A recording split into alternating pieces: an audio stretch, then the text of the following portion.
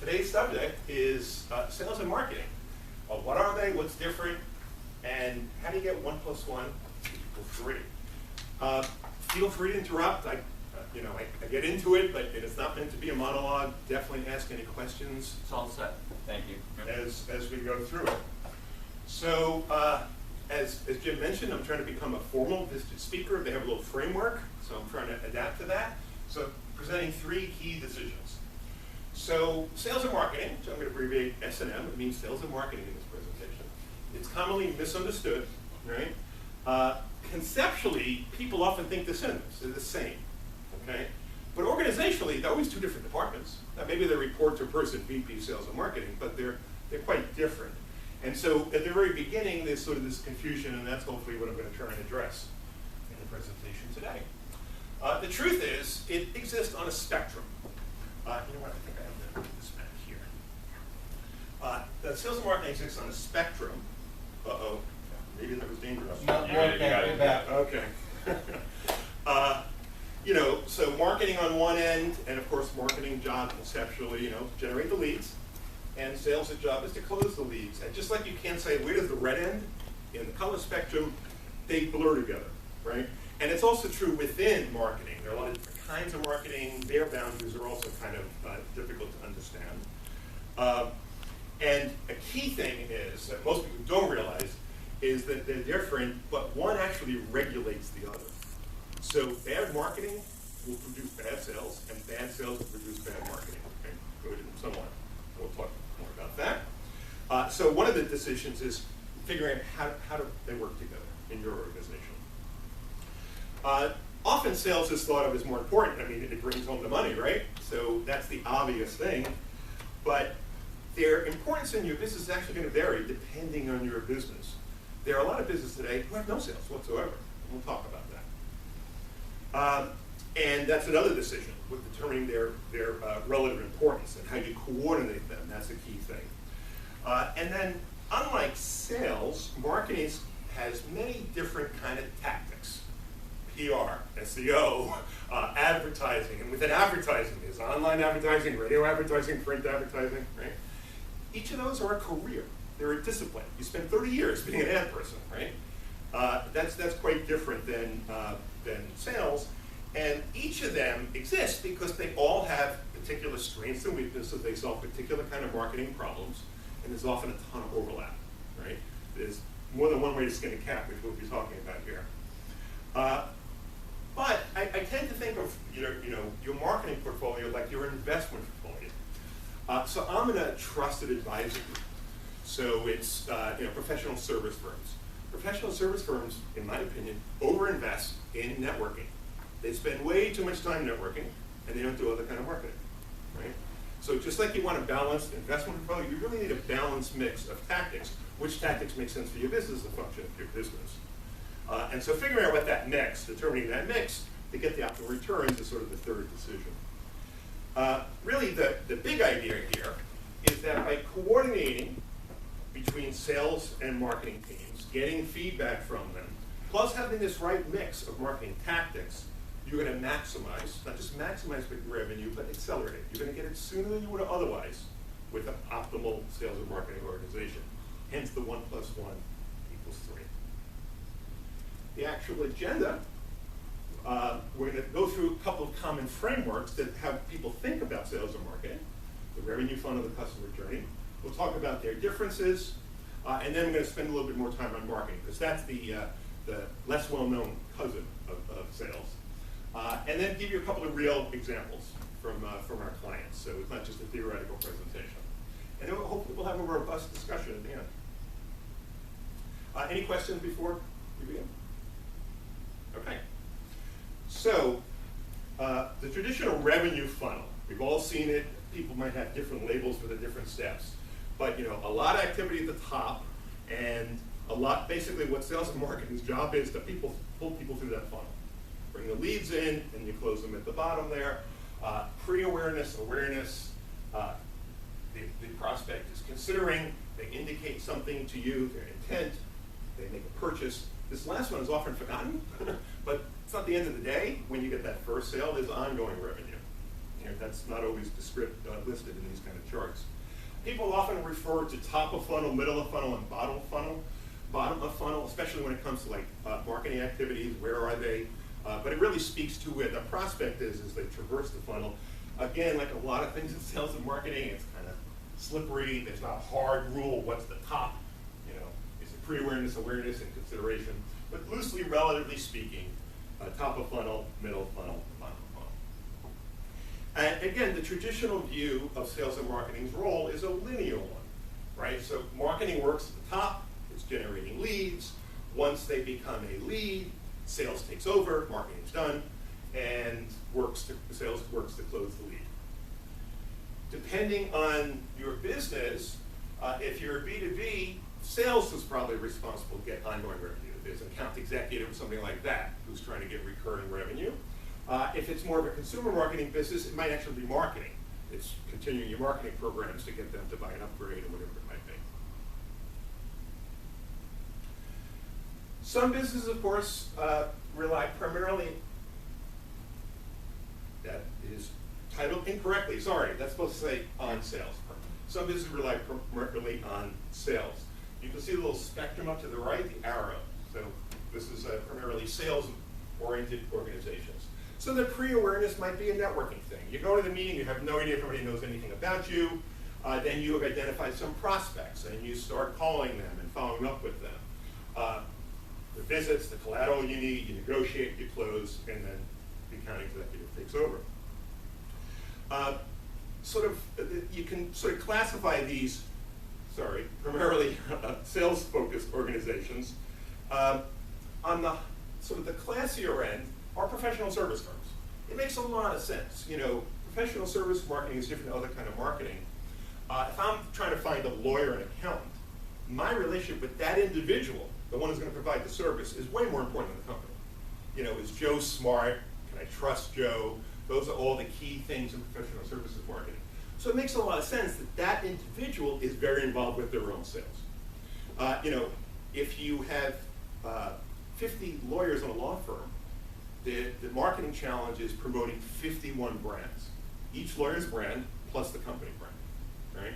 So in that kind of a world, it really does make sense that they're very involved in their own sales, but they're too classy to call it sales, so they call it business development. It's still sales.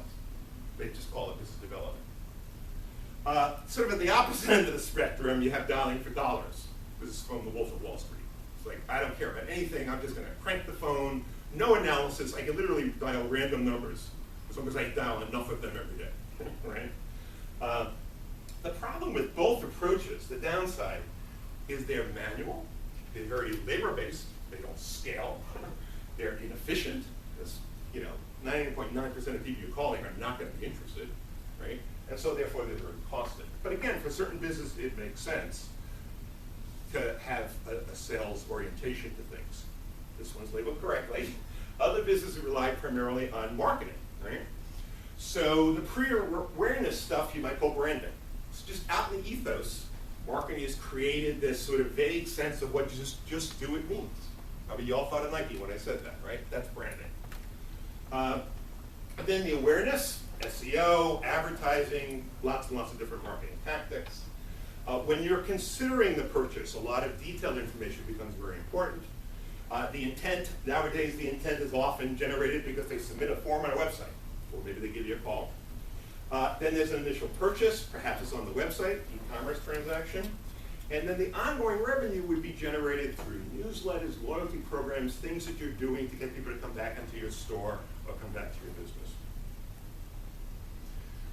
For online-focused firms, the marketing, the strategies and tactics, they generate the leads, as marketing always does. If you're an e-commerce company, the website educates the person and closes the person. There is no sales. The website is sales, right, for an e-commerce company. A lot of other businesses are very online focused, but not necessarily e-commerce, in which case the website might educate and take the person through somewhere in the funnel, but then we'll hand it off to sales, often a telesales group, which is typically less expensive, less skilled than a full-fledged, account executive team.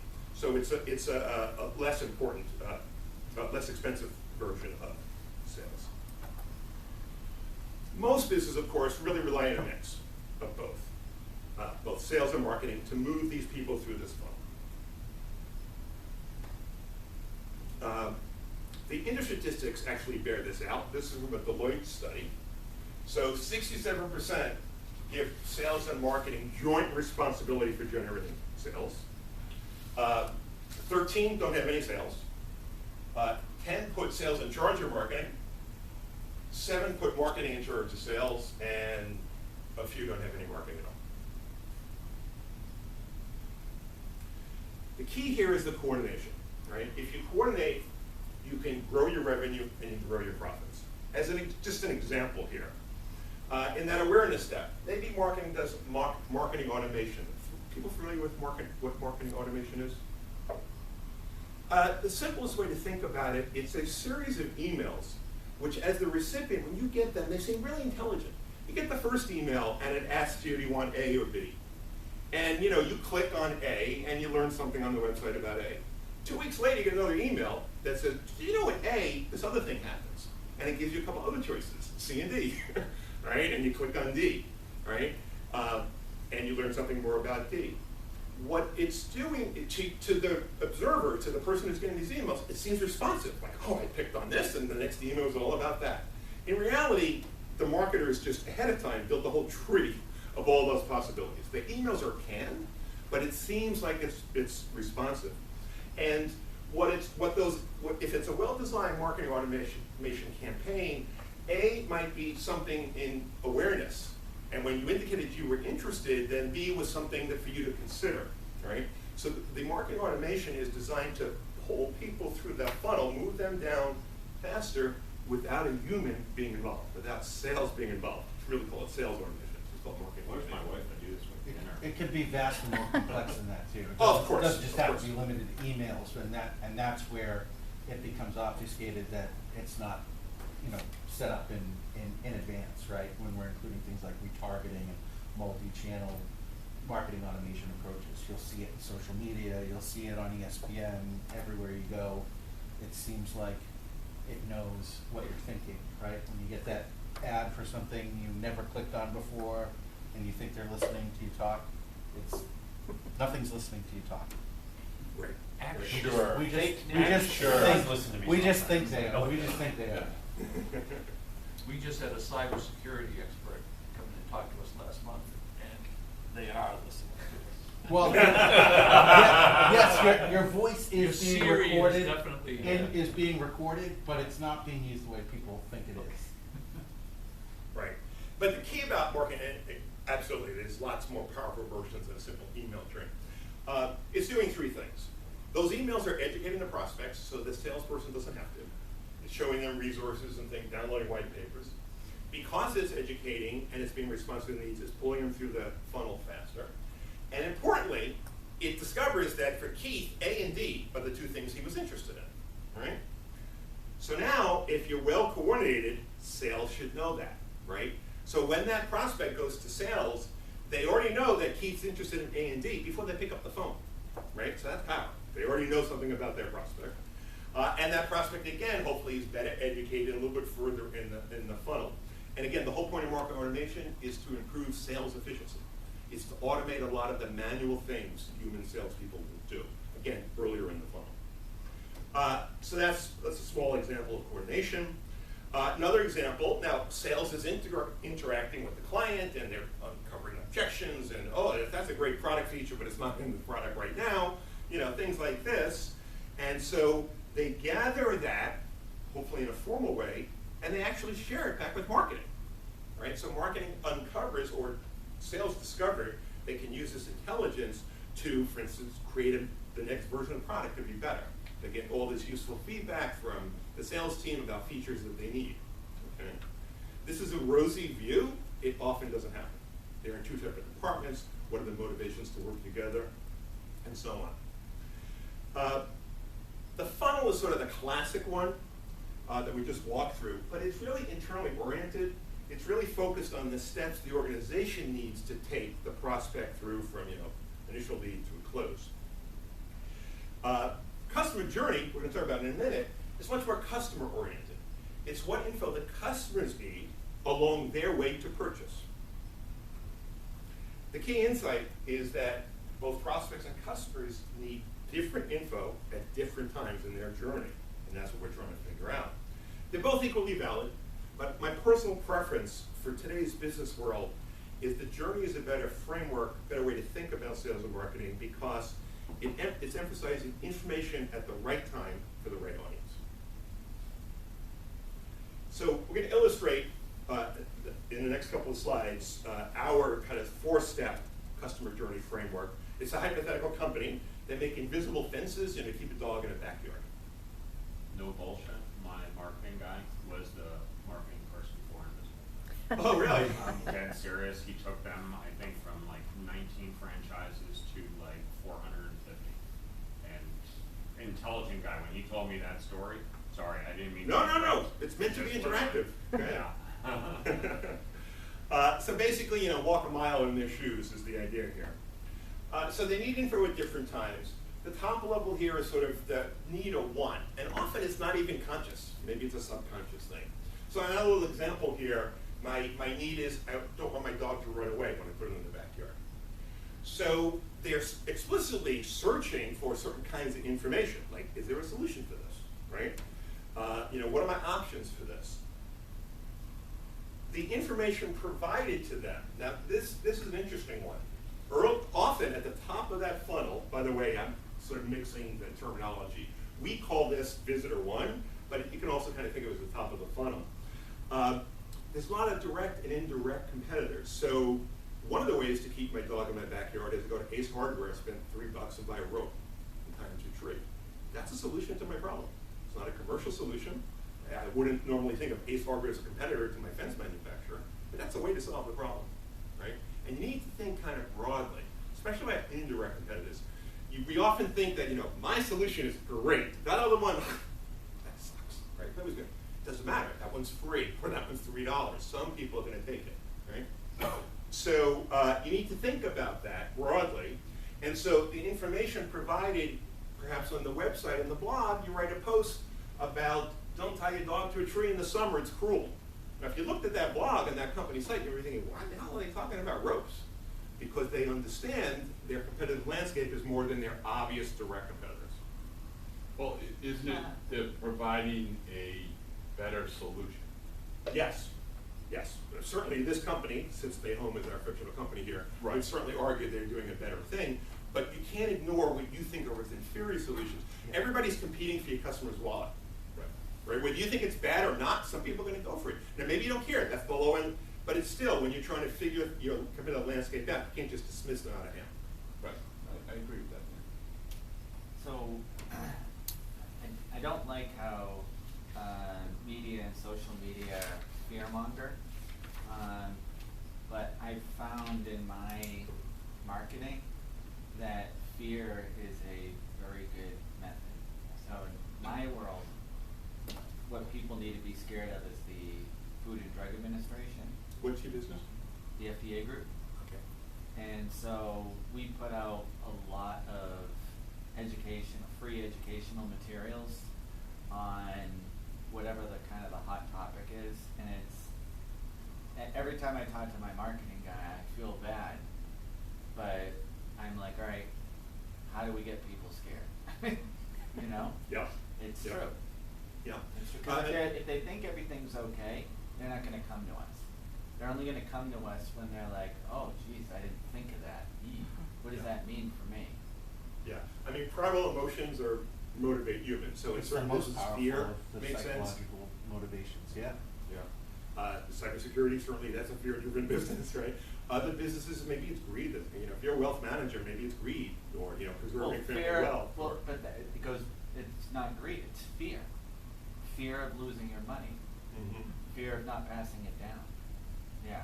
So Yeah. it's something I tried to ignore that primal kind of reaction for years, and then you just kind of keep coming back to the same watering hole, which is what is going to drive attention, which is education Mhm. sprinkled with some fear.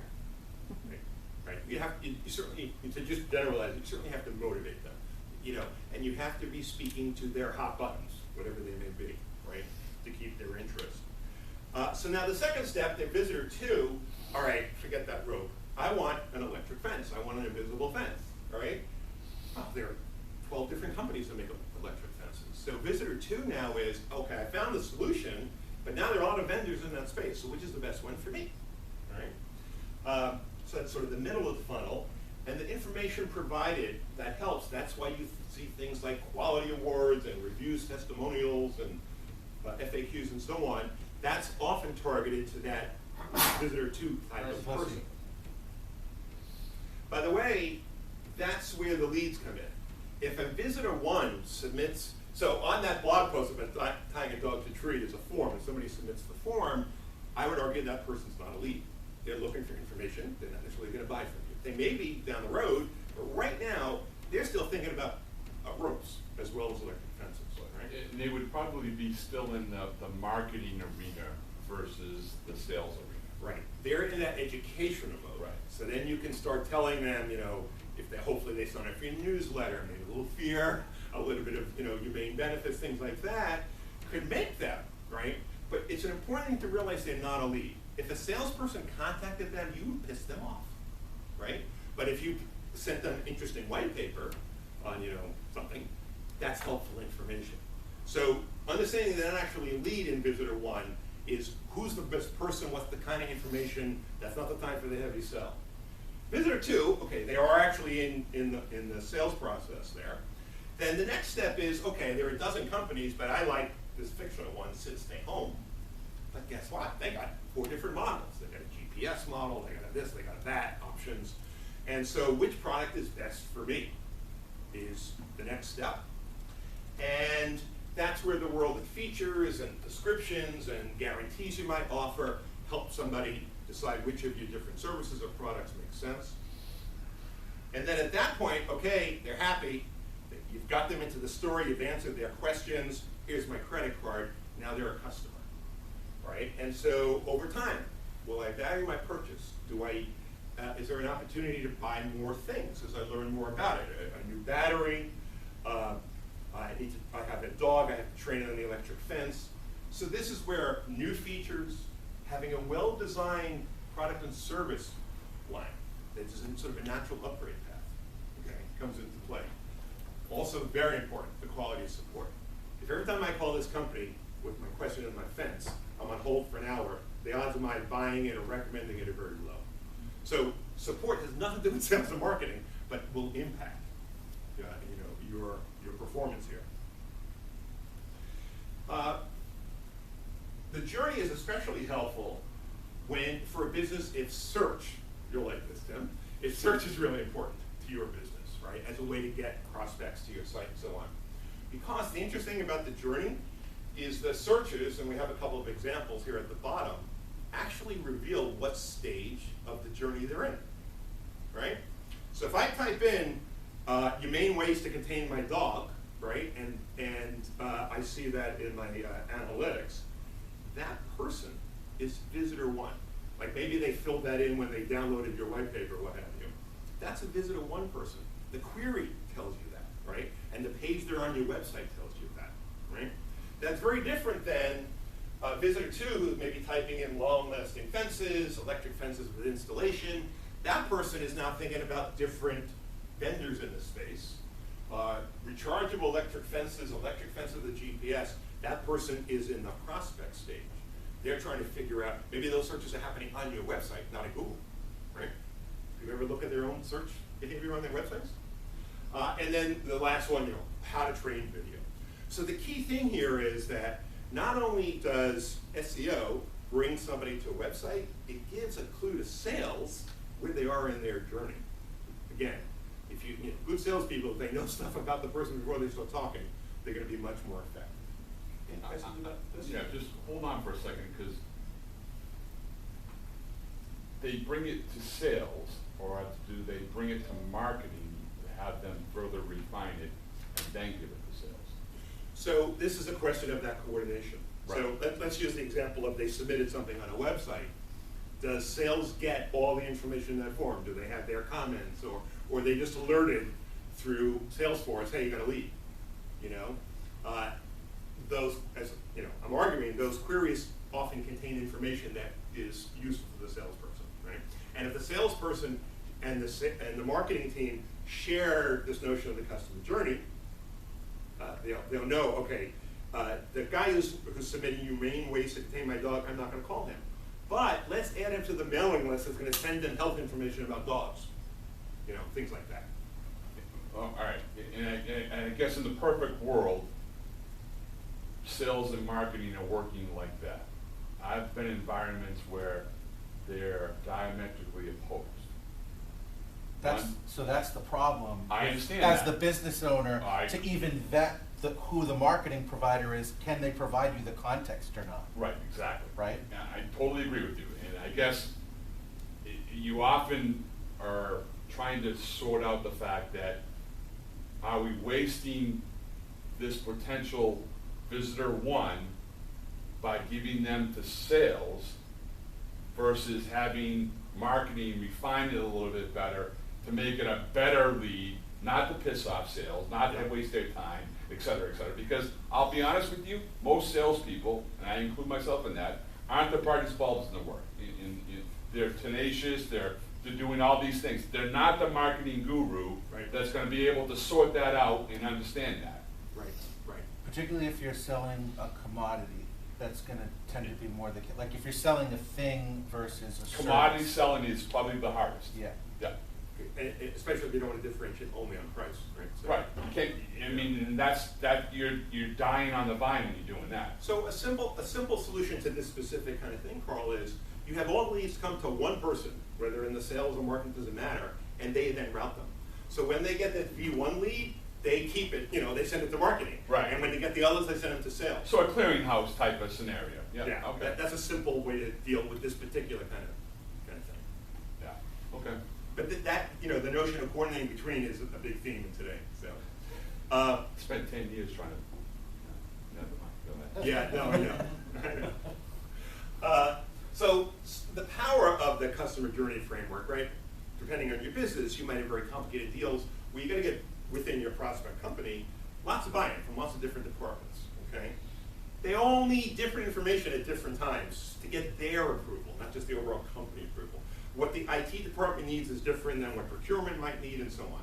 And you really have to understand their journey, the different departments that are involved, and their sort of requirements, right? So that you have that information available. So if sales doesn't, if they don't have the right marketing information for the right people at the right time, you're potentially risking that sale, right? And so, of course, marketing has to intelligently deploy this information, but one time step earlier, sales needed to tell marketing, you know, in this previous deal, right, to address that concern. And again, just beating the dead horse here, they each need each other to do their job effectively, right? Where sales and marketing, there's no hard line, even though they're separate departments. Go back just for a second. Sure. The idea that the manager, the accountant, the procurement department, engineers, and IT folks all need that various information at different levels, right? But I also love the fact that they all feel they're compelled to be in sales. You ever heard of a sales engineer? It's an oxymoron. There's no such thing. You know, you're an engineer or you're a salesperson. Sales engineer, I'd be hard pressed to, you know, tell It's me. a technical salesperson. Okay. Right? All right, A lot of but, salespeople are not. right, exactly. So kind of to your point, you don't need a sales engineer if you're selling a simple commodity.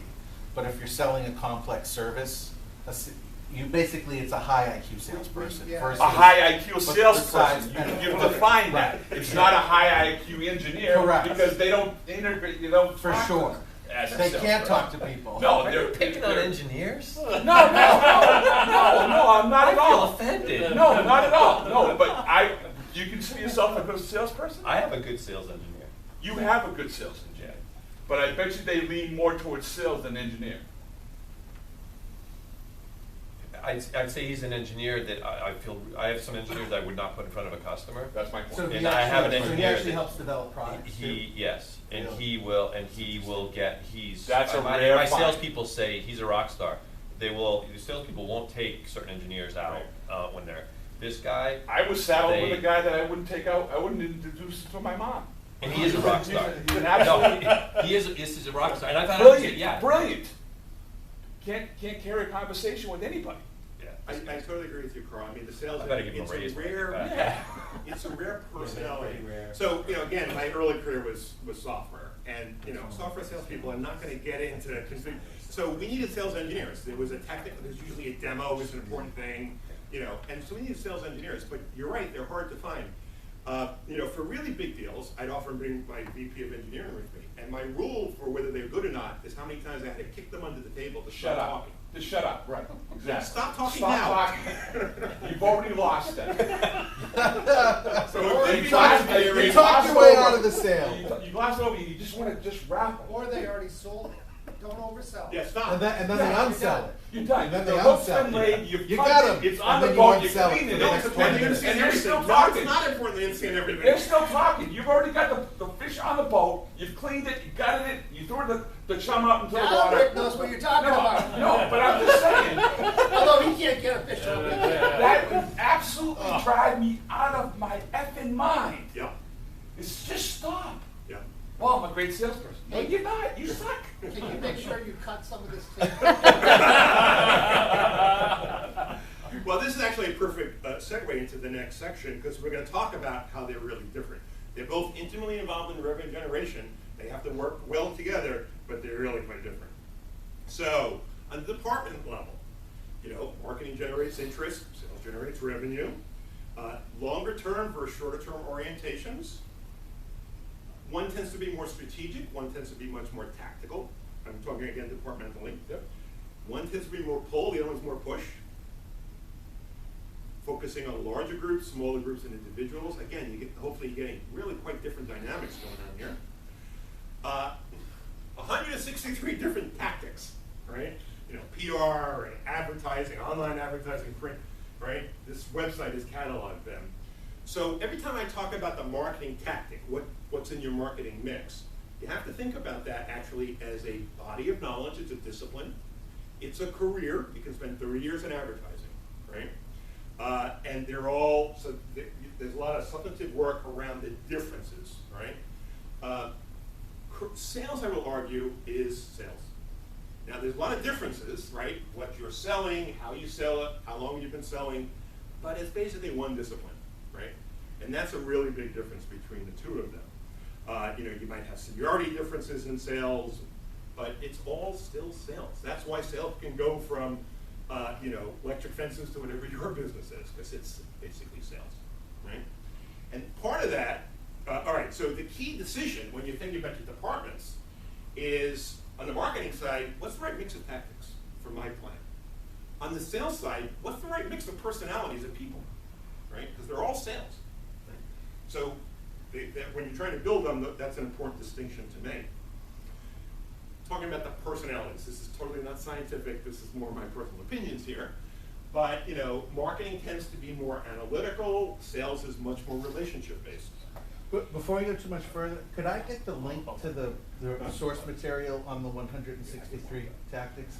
I'd be interested in the source material. I'm going to ask at the end, but just give Sure. me your card. I'll send everybody the electronic version. I'll send you the Perfect, deck. thank All you. the links will be there. Yep. Okay, just give me your card. So detailed versus big picture. We do it to Jim and then Jim can disseminate it, because he's got all of our What's it stuff. called? Yeah, that'd be great. Yeah, I'll get, They'll send all the. yeah, send it to me and I'll send it to everybody. Okay. More team-oriented, more individually oriented. A successful career in marketing is increasingly accomplished over time in your marketing discipline. You're a PR person, you do bigger and different kind of things, but you stay for 30 years as a PR person. Increasing success in sales is you've sold more, you've done bigger deals, the deals have gotten more complicated. That's how you sort of advance in a sales career, right? And that's leads to a motivated by accomplishments versus motivated by dollars, right? I'm sure none of this is new to any of you folks, right? It's wrong. It's wrong. Most people are not motivated by money. Less than half of salespeople are motivated by money. It's one of the biggest challenges to developing salespeople, because I find that most of them are not money motivated. There's some other psychological trigger for them, but it's often not. So you don't have commission plans for your No, salespeople? you do, but making more isn't necessarily what drives people. It's not the to number perform. one goal, no. Yeah. It's recognition. Yeah, I It's, agree. I agree. hierarchy. Yeah, I agree and somewhat disagree. I think they are motivated by winning. Mhm. Winning is money, Yeah. right? Winning is the money, but it's the winning that they're motivated by. They won the account. They're very competitive, right? I That's mean, a so good you're point. right. It's not, money is not the motivator. Winning is, money is the. But it's I'd still be say- recognition I'd though, say- money recognition, the amount I'd of money. say That's how you keep score. the scorekeeping element probably is just the top 20% of performers in a sales career. I mean, when you think about the average salesperson is nowhere near what the top performers are, right? Right, they're the And- farmers. And you still rely on those people to produce. Like, Sure. you can't have a business without those people. Yeah. But they're really not. If they were motivated by money, they'd enter the 20% of performers, and they don't. That's where they stay, and it's because they're not motivated by money. So that do you think they in your stay. top 20, Tim, that those folks are more motivated by winning? Absolutely. Okay. For sure, the top, but, I mean, that's a Pareto distribution, right? That's the minority of people in sales are motivated by that, the majority actually aren't. I would say, I think you're dead on. I think that, the number 1, 2, and 3 motivationals, but I think money's probably 3 in the scope of things, your top performers. There's 2 other things, either winning or Yep. recognition, or any of those type of things are probably 1, 2, and then it comes money. Yep. That make sense? But money is recognition for people, for some people. In a- I in an closed a indirect way, you're $100,000 absolutely deal, right, it wasn't right. the dollars, but that's a bigger number than anybody else's. I've been on sales calls with sales guys, and they're all comparing W-2s. And it's just like, Yes. it's like, Popeye arms, and, this is how much I made, blah, blah, blah, blah. And it's like, is that what's really motivating you? I guess some of them it is. For the It's guys a that are making competition. six and 7 figures, absolutely. Yeah. But like, so look at car sales, for example, right? If you have an average sized car dealership, right, with 40 or 50 employees, you might have anywhere between 10 and 20 salespeople. So 2 to 5 of them produce all the sales. Yep. And the rest of them sell Well, like the 10, 80-20 rule? 12. Yeah, exactly. It is, right, so that's a Pareto distribution, the 80-20 rule. And you see that more in sales than probably any other field that's out there. where Really, we're just talking about those the top hunter, guys. farmer salespeople, Yeah, right? yeah. Hunters are in that top 20%, where No. the farmers are. But if you have 10 guys, 8 of them sell 10, 12 cars a month, and those top 2 guys might sell 50, 60 cars. I don't think he's talking about hunter farmer, he's Well, I talking think about it goes successful together people with versus Nick as well. The average. unsuccessful. Yeah, The there was average. a study done that 76%, 74% of salespeople are terrible, 20% are okay, and 6 are excellent, Yes. right? And it's right on the money, a too. hunter could be excellent or terrible. Same thing with a farmer. Because they're different styles. They're not necessarily successful or not successful, right? Yeah, and in fact, as we're on this topic, I just hired a couple new salespeople, and I completely flipped my requirements upside down. So one thing I was looking for, because our business is so heavily reliant on repeat business, was people that can develop good relationships. And whenever I heard that in the past, I would run as fast as I could in the opposite direction, because what I heard was, I don't like to make sales calls. So, so there was Nope. that. And then the other thing, there were two other things I was looking for in these sales. I was looking for somebody that felt comfortable saying, I don't know. There's been way too many salespeople I've seen that That know try to everything. pretend they know what you're saying, and then as soon as you know they're faking it, they've lost all credibility. And then the third thing I was looking for was somebody that actually, and this sounds counterintuitive, take themselves out of the sale. Because so many times How do you mean? salespeople are so focused on getting you to sign they don't know if we're the right fit. They don't know if they've given you the right solution. They just want to get the sale so they can mark the win. So I was really looking for somebody that, if you said I need X, instead of saying, yeah, I can give you X, here you go.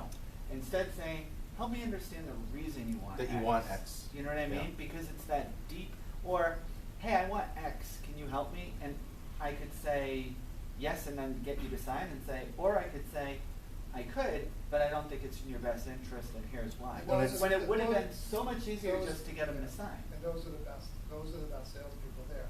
They don't care about selling you something, they care about providing you the solution. Well, It's called cre- solution it selling, creates- there's a whole discipline. It, about it creates a better client. It's like, so for like a services business, it's essential to have that kind of salespeople, because you didn't, I mean, do you want a client that's gonna cancel 3 months later, and you know what I mean, versus someone that understands why they're doing business with you, and you build a relationship on that, as opposed to, he just said whatever to get the deal, and now you have an adversarial client as Yeah. opposed to a cooperative one. And it's just amazing, every time I've interacted with the salespeople and they push back on me, they get so much respect. Like, the first person that comes to my mind is Nate Wolfson, right, for EOS. And I'm like, well, you know, blah, blah, blah, blah, blah. And he goes, Nick, how do you feel? Is this a hell yes or a hell no? And I said, well, I don't know. And it's neither. It's kind of in between. He goes, Nick, it's not a hell yes, it's a hell no. And he pushed me away. And, you know, part of me felt like, you know, a high school kid, like, no, don't push me away, I want you. He already laid the hook. Yeah, and, but he wasn't, I don't think that was a tactic. That was him. Yes, it was. Yeah, it was. It's called Absolutely. circular selling. Right. Absolutely. Yeah, But here's the circular thing, selling. he's gonna move on to the next guy or woman or whatever, right? He's gonna move on to the next prospect, like. And that might He doesn't make, need and that you. might make sense for He his doesn't need business you. model. Right, I know exactly. that he was Right, actually in my like, you don't TA group. necessarily know. And I think it He is was in good. your so- what? My business group. Nick was Nate? in- He's in a Nick. TA group, it's a trusted Trusted advisor. advisor group, as opposed to Nate C- Wolfson. Yeah. Yeah, he was. Oh, Um, Nate, small world. So I think that, I think it is a solution selling approach, but in his, EOS is a beast. It's a really hard thing to adopt. So I think he was actually saying, if you're not really into it, don't do it. Yeah, he won't be Because it's- successful. it's He's gonna not happen. gonna be Point. successful. Yeah, exactly. He was caring Yeah. that, Nick, if you take on this and you're not ready, Yeah. you're gonna fail. It's And a he'll hard look sell to back. adopt. Yes, maybe there was a drop of, I'm, you know, using reverse psychology or whatever term you use, but in the moment, I felt like he was actually trying to help me. Your best interest, yeah, your best Yeah. interest. Yeah, Exactly. absolutely. Well, the best situation is when both are true at the same time, right? Sure, and that was Which I the think in this case it probably Yeah, it was. was. Yeah. So, the puzzle, they're both important to revenue generation, they have to work seamlessly together, but the individuals in the departments are so different, right? And you really have to keep these in mind when you try to improve how sales works, how marketing works, and then certainly how they work together. And they definitely need to be working together. I'll give you some examples here of how one hinders the other, right? So, you know, I'm a marketing guy, I come in, I'm running all the time, and I'll hear the business owner complain about how bad their sales force is, right? And I'm thinking, it's your marketing, right? You're blaming sales, but it's actually marketing's fault, right? Because for sales to be effective, marketing has to be armed with great stuff, great information. First of all, it has to be a good strategy. They have to be solid competitive differentiators the salesperson can just whip out, right? They have to be positioned favorably within your industry. You're much better than a rope. Here's the reasons why, right? And they have to be very compelling, easy to understand messages, right? Salespeople should not be winging it on any of those things, right? They should be coming from marketing. Now, do they have to believe in the product as well? Oh, You know, that's a key point. They have to truly understand and believe the product. It depends on the product too, right? Like, if the product's super cheap and it's a But if you're selling volume, if it's a widgets, volume yeah. model, you might not even need a salesperson, right? True. Then you're just Right. taking But over. I'm talking about, you know, a high-level salesperson, they need to believe in what the product is. Because people are reading their emotions. They're Exactly. subconsciously. Right. And then pick up, like, he doesn't believe it, why should I? Exactly. Right. Yeah. Good point. The product and feature set itself, before any sales or marketing gets it, you know, is it really right for the market? Do you have the right advantages, the right features? And do they have the right tools? Do they have the right collateral? Do they have testimonials, return on investment calculators on websites and things like that? The tools make sales more efficient for marketing, right? So oftentimes sales gets blamed for poor marketing. The other thing happens, of course, too. Marketing gets blamed for poor sales. For marketing to be effective, salespeople have to follow the damn program, right? And you get, especially the really good salespeople. I've been doing this way my whole life, right?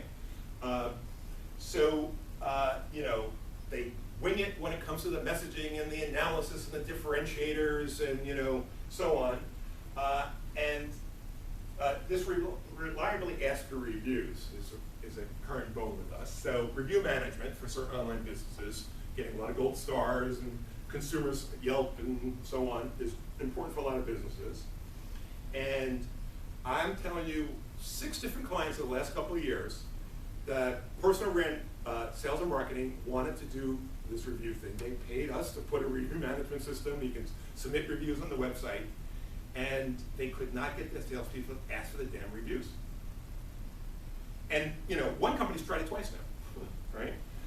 So it's a comment of what's going on within an organization, but the logic is compelling. Ask for the review when they're happy with you, right? Don't ask because on a calendar every 6 months we're asking for reviews, and who's going to know when they're happy? Sales is going to know that, right?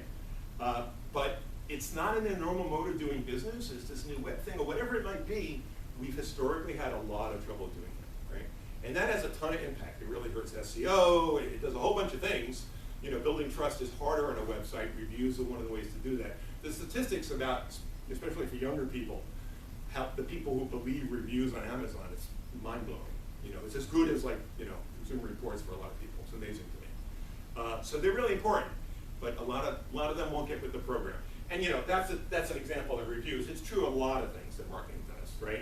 We can come up with the greatest positioning. If nobody ever says it in the sales, right, it's not going to be very helpful. And then providing the feedback. Okay, marketing should be a little island out there, right? You should get the feedback because you want to do continuous improvement on everything marketing is doing, whether it's the products or the messages and so on. You know, a lot of companies now are thinking about formal analytics. Very few of them have actually incorporated sales feedback as one of the analytic metrics, right? They really should try and get some formal input. So why do you think sales is even a good position to get customer feedback? Because they're talking to the customers. After the sale? Well, again, it depends on your organization. A lot may not, right? True, but in the whole process, you know, I mean, you could be getting feedback on the price points. You know, I don't want this feature and this thing. This, you know, if we lower the price point, I can sell a lot more, making an add-on option. I mean, there's a bunch of stuff that could come back from sales. You know, in the sense that they're the direct, you know, directly interacting with the market. They're your intelligence force. Certainly from the market standpoint, but not necessarily on customer feedback, right? Well, Because they might not, they're not necessarily happy, but, I mean, if you bought a new car, you're happy right now because you bought a new car and you're excited, but if you're buying a service, you don't really know if you're gonna be happy until you've gotten. So for your business, maybe it's experience, support right? would play some of that role. Yeah, Right? What are the support issues that are coming in, right? for sure. Do they need a trusted advisor? I think that's the question. For as far as the sales after the fact, the sales Correct. following up with the customer, the customer. So we separate that where the salesperson really gets the business, but then we have people who retain the business who would be like the rep that works directly Who's with the customer. Who's the face of your organization? The Yep. face of your organization is the person your customer's dealing with day to Yep, day. exactly. You know, so, I think that's a critical relationship. Just in terms of this conversation, so my organization, we used to have sales sell it and then pass it off to project management. Mhm. What we found was the issue is project management doesn't have a sales oriented mind. So once that project's over, there's not really an ability to continue it. So then what would end up happening is they'd pass it back to sales and sales would reappear magically and be like, hey, I haven't talked to you in a year. Want to buy some more stuff? Yeah. Right? So in order to prevent that awkwardness, we require that the salespeople be on at least every other call with the client to just keep that continuity. Because they're the ones that are gonna hear the problems, they're the ones that are gonna hear the opportunity, hear the expansion, hear what's, or want to ask what's coming on down the road. So it's just another good idea is for marketing, if this is gonna be a long-term, repeat type thing, the salespeople can't leave and then reappear. That's why some companies have an account executive role. Yeah. That when you're getting into the project, there's still that salesperson. And like, hey, if you have any issues with what's going, meta conversations, the project's going on, but if you have any issues, call me, I'm here to make sure you're happy. They won't call you. What need. That's why you have to be in the meetings. Yes. Yeah. Because they're gonna ask the project manager because they know you're a salesperson. Right. So ours go to a performance manager, so they never make initial sales calls, like with a new prospect, but like once they're managing the account, they can upsell when that opportunity presents itself, so they're kind of positioned to do that, but we never bring like that initial guy back in that found the account from a virgin prospect, if you will. There's really only kind of like one guy that apparently can do that. Yeah, and I particularly well. guess the key is whoever's holding the client's hand needs to have a sales mindset. For sure. Because if you're a technical project manager and skills makes you quiver, then you're gonna need added support. Well, like as Gordon was I like saying, finding that hybrid person who can do the technical role, whether it's engineer or project manager, Yeah. and has that sales orientation, they're harder to find. Because as we saw, they're really different personality types, right? Yeah, well, and just to that point, that's why I paired up my salesperson with the project manager, because I made the mistake of thinking I had that hybrid. I misinterpreted these people that were technical but also seemed like they had sales acumen, and then I was falling short. And that's why I paired it up. So on our website it says account management team, not account manager, because we need to pair them up with the technical person and the salesperson, because my experience, it didn't pan out. Yep. Does anyone use psychological profiling for your hiring of employees and putting teams together for employees? Yeah. Predictive index or something like that? Yeah. I don't like predictive index, but there's another one that's amazing. I'll try to get you their name. Yeah, cool. I'd like to check that out. So again, one of the Didn't work too well. With I with tried to do dating? that. Didn't work too well. so one of the important ideas today is that they each regulate the other. They each gauge the other. Right? So they're separate. You have to think of them together. So now I'm going to focus a little bit more on marketing. Any questions about the overall organization stuff? The earlier part of that? Okay. So marketing, a lot more than just product, price, place, and promotion is going on. One of the things is what's in it for me has always been important. It's super important nowadays. People microsecond attention spans, right? If you don't talk to my personal benefit, I'm out of here, right? And so that's something you have to really keep in mind. Marketing is an investment in the growth of your business. I love this cartoon.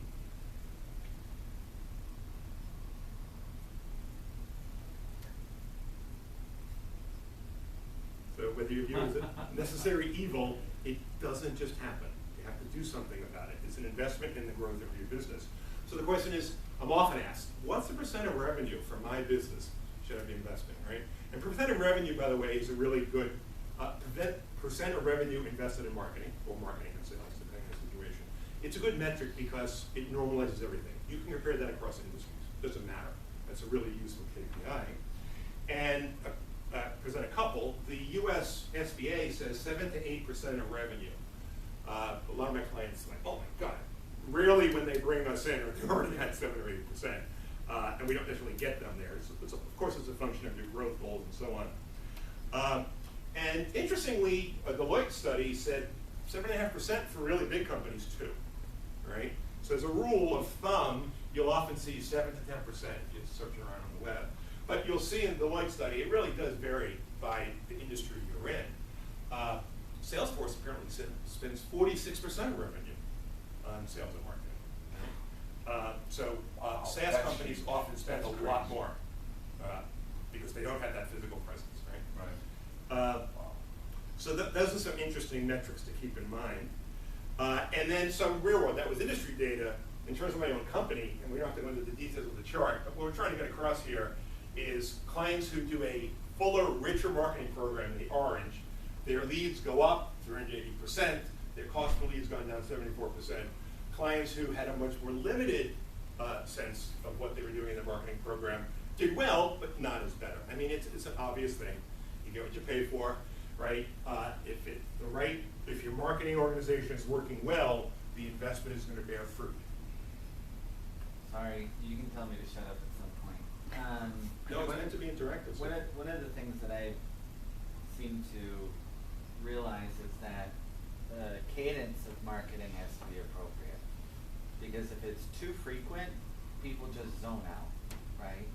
And if it's not frequent enough, they may not value the content. So I think every industry is going to be different, but you have to kind of focus on what is that right cadence where it's not so much content that people zone out, or it's not so infrequent that people don't know who you are. Yeah. Well, it's different for different channels too. Yeah, right? yeah. That classically comes up around my newsletter. How often, or email marketing? How often should I send an email? Right? We get asked that all the time, and there's no one answer. There's pros and cons, theoretically on either side. So, sending it often drives up opt-outs, but the people who remain are really interested. Yeah. It's a way to qualify your list, right? You do a thought experiment. The people dropping out, were they really ever interested in you? Now, of course, if your newsletter sucks, that might be why they're, right? But again, assuming, good content you're sending them, right? But then other people say, I don't want to piss my clients off. It's too much email, I don't want to teach them to just hit delete anytime I send them something. So it's typically sort of a consultative conversation around with the clients here about what you need. Okay, so we divide the world of marketing up into 9 distinct marketing tactics. The 163 is way too much to handle. So we have sort of these different personalities, different people here.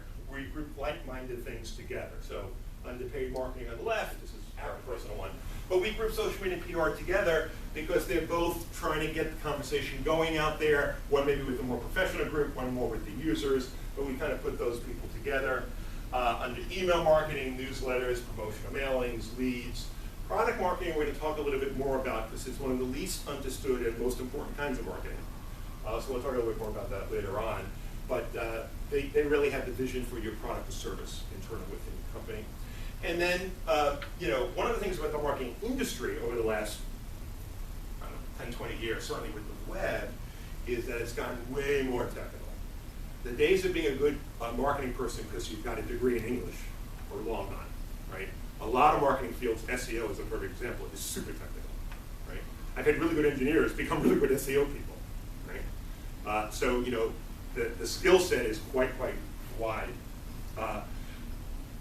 And the number of choices, the number of marketing vendors out there, right? So from 2011, when this particular company started tracking, it went from 150 to over 8,000.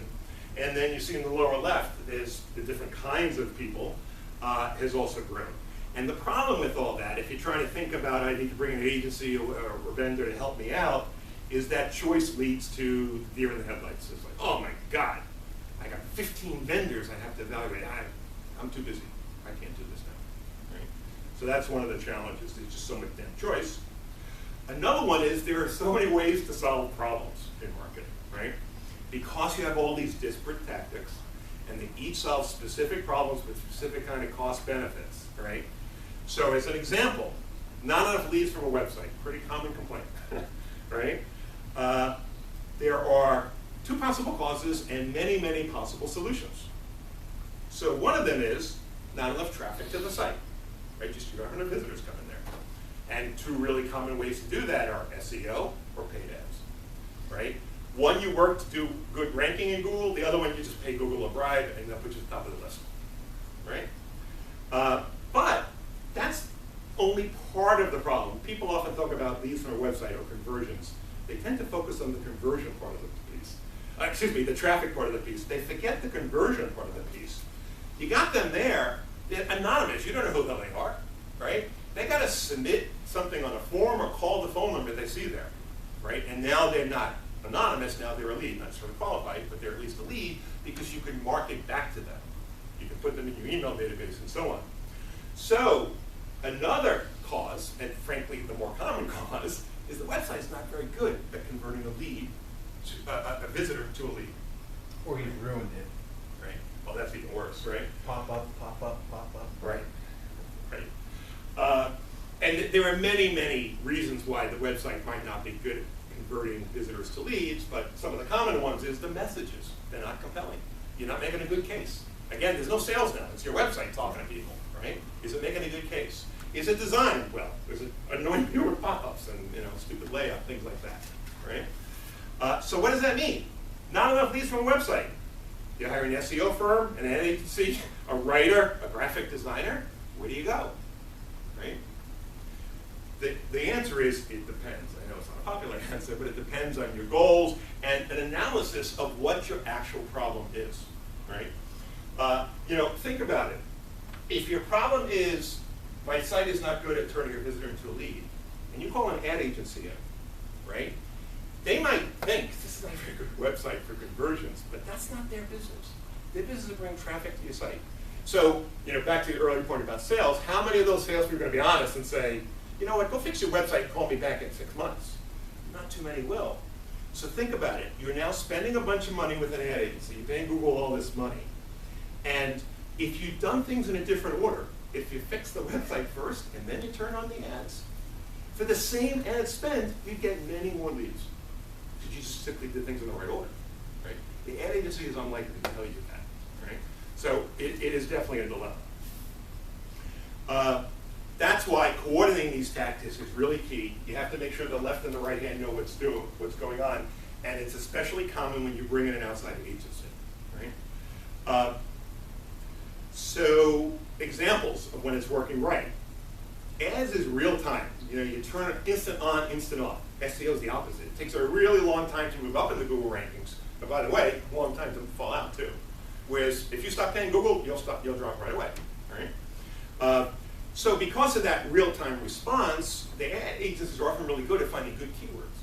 Do you tell your SEO team about that? Right? You really should. And vice versa. If the SEO team finds good keywords, you tell the ad. Geared toward your best interest, but their own bottom line. And I mean, those two are in conflict. One of the things we'll often do because of the time differences, so SEO takes a long time, ads are instant, Yeah. we'll often start with a bigger ad campaign. For sure. And that goes down over time to give time for the SEO to start moving up. Right? So they're very strict. So SEO is